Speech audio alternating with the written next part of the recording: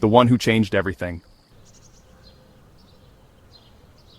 2,000 years ago, in a small corner of the ancient world, a child was born.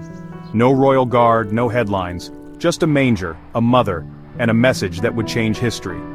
His name was Jesus, born not into wealth or power but into humility, born not in comfort but in simplicity, and yet his name echoes through the ages. He lived in Nazareth, worked with wood, spoke little, until the time came. At around 30 years old, he stepped into the public eye, not with armies but with stories, not with force but with love. He spoke of a kingdom, but not the kind you could see or touch. A kingdom where the poor are rich, the last are first, and the meek inherit the earth. He walked with fishermen, dined with outcasts, touched the untouchable, and forgave the unforgivable. He saw value where others saw shame. He saw potential where others saw failure. Crowds followed him. He healed the sick, opened blind eyes, raised the dead, calmed storms, but more than miracles, he brought meaning. He said things no one else dared. I am the way, the truth, and the life. No one comes to the Father except through me. I and the Father are one. To some, it was hope. To others, it was heresy. The religious elite saw a threat. The Romans saw a disturbance. His friends saw the cross getting closer. And then, it happened. He was betrayed, arrested, beaten, mocked, crucified. The hands that healed were pierced. The lips that spoke peace were silenced. The Son of God dead. For many the story ended there, a tragic tale, a failed revolution. But heaven was not done.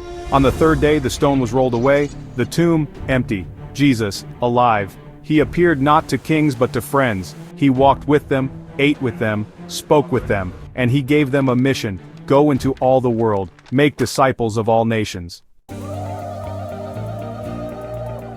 These once fearful followers became fearless. They spread his message far and wide through persecution, prison, and death.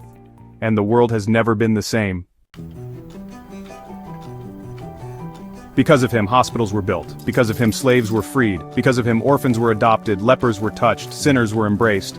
Art, music, literature, law, compassion, all touched by his name. Today, he is the most known figure in all history. Billions follow him. But Jesus never asked for fans, he asked for followers.